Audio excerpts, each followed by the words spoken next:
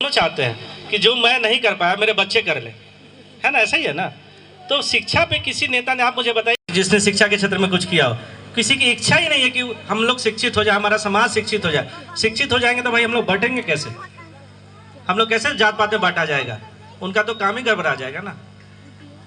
देखिए, मैं यहाँ पे negative talks, negative narrative set करने नहीं आया हूँ। मैं आप लोग के समक्ष वही बातें करने आया जो मैं झेलता हूँ, मैं देखता हूँ, जो समझता हूँ। शिक्षा को बढ़ावा देना हर नेता का प्राइमरी एम होना चाहिए।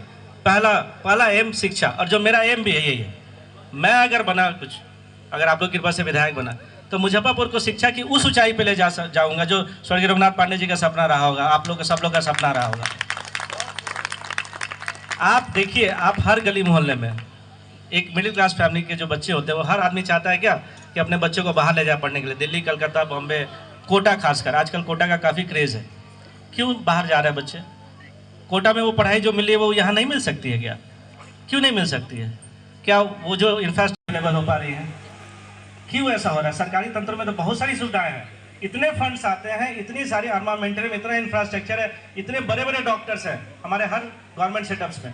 क्यों यहाँ के पेशेंट्स बाहर जा रहे हैं? आप इस पर सोचे हैं कभी आपने? क्यों यहाँ के पेशेंट्स बाहर जा रहे हैं? बहुत क्या होता है, बहुत यही होता है कि हमारे माननीय जनप्रतिनिधि जाएंगे, उसकी बदहाली, ये पीएससी वो पीएससी, उसकी बदहाली पे जाएंगे, एक फोटो खिंचाएंगे, अगले दिन इलाज कराने। जब मुझे अपना सब कुछ अवेलेबल है तो यहाँ के पेशेंट्स क्यों बाहर जाएंगे इलाज कराने? हर एम्बुलेंस का ठेका पटना की तरफ होता है। क्यों होता है? मुजफ्फरपुर में सारी बहुत कॉमन और बेसिक सवाल इन्होंने बोला है। सिस्टम को सुधारना है तो सिस्टम में जाना पड़ता है।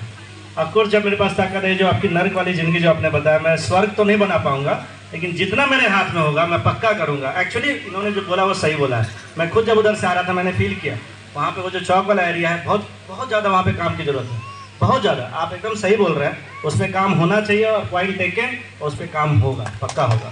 उनको बोला है, करे शब्दों में चेतावनी दी। उन्होंने मुझे 2.5 महीने का मुझसे टाइम मांगा। शायद पीछे इधर कोई पहले काम कर रहे थे, उनसे काम नहीं हुआ, शायद कुछ ऐसा कुछ हुआ।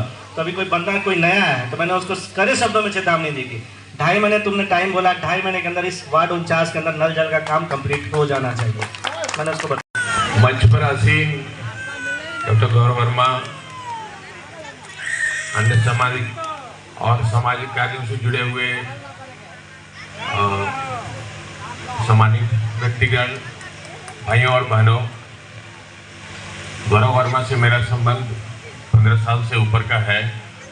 और गौरव वर्मा से मेरा परिवार का क्या संबंध है उसको मैं ऐसे समझाता हूं कि अगर इलेक्शन में खड़ा हो जाऊं तो मेरी माँ गौरव वर्मा को वोट देगी। तो अपने आप से पूछिए कि पिछले 15 साल चौक के पास हम नरक की जिंदगी जी रहे हैं। इससे पहले भी वो स्थिति थी, वर्तमान में भी है। और ये सवाल सीधा मैं इनका बनाता हूं कि डॉक्टर गौरव वर्मा जी, ये बड़ चौक जो है वो नरकीय जीवन में है। आप जब पद पर आएंगे उसके बाद की योजना एक रूप में कि इनके लिए क्या करेंगे? आवाज मांगे पहले, चलिए थोड़ा सा आवाज सुनाते हैं, उसके बाद मिमिक्री कर देंगे। जानवरों में तो हम सुना दिए, पक्षियों में भी सुना दिए।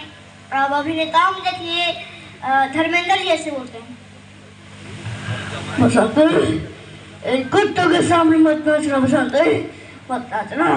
देखिए, हम लोग जिस लाइन में हैं, कलाकारी लाइन में हैं, अगर बसंती उस लाइन में रहती है और धर्मेंद्र जी उस लाइन में रहते हैं, तो धर्मेंद्र जी ऐसे बोलते हैं, बसंती मैं चाहूँगा कि तुम भी नाचो और हम भी नाचते हैं। 500 रुपये तुम्हें मिलेगा और 500 रुपये हमें।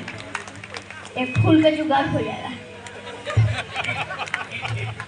चाय पे चर्चा के अंदर कागज जिला वार्ड 49 में यहाँ पे आया और यहाँ के लोगों से मिला और यहाँ के प्रॉब्लम्स को मैंने देखा।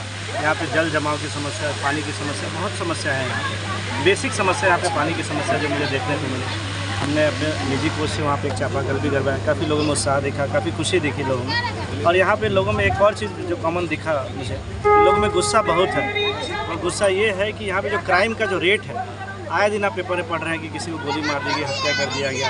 ये क्राइम से सब लोग परेशान है, हर आम आदमी परेशान है इस हत्या की घटनाओं से। इस पर तुरंत प्रशासन और मैं चाहूँगा, मैं अपील करूँगा आप लोगों के माध्यम से कि इस पर कुछ ना कुछ तुरंत त्वरित कार्रवाई होनी चाहिए कि यहाँ पे लोग शांति से अपने घर में और बाहर आराम से चैन से आदमी निकल सके, रोड पर आराम से चल सके। वार्ड 49 की जनता को आपसे बहुत सारी उम्मीदें हैं, कैसे पूरा करेंगे? देखिए वार्ड 49 में अभी मैं बताऊँ आपको तो वार्ड 49 में बहुत सारे एरियाज ऐसे थे जो यहाँ पे लगा कि काफ़ी पिछड़ा है वो एरिया। जल जमाव के बेसिक मैं जब घूम रहा था वहाँ पे तो मैंने देखा एक चाची आई बताई कि काफ़ी सालों से यहाँ पे पानी का ही अभी तक कोई सुविधा नहीं उपलब्ध हो पाया। बहुत दूर से जाती है बेचारी, पानी लेके आती हैं तब अपना दैनिक कार्य करती हैं। ये बहुत बड़ी बात है कि आज़ादी के इतने सालों बाद भी आप पानी की समस्या से ही जूझ रहे हैं। बिहार में मुजफ्फरपुर में पानी की कोई कमी नहीं है, फिर भी पानी की समस्या क्यों हो रही है? हमारे एडमिनिस्ट्रेशन को इस पर ध्यान देना चाहिए, हमारे जनप्रतिनिधि को इस पर ध्यान देना चाहिए।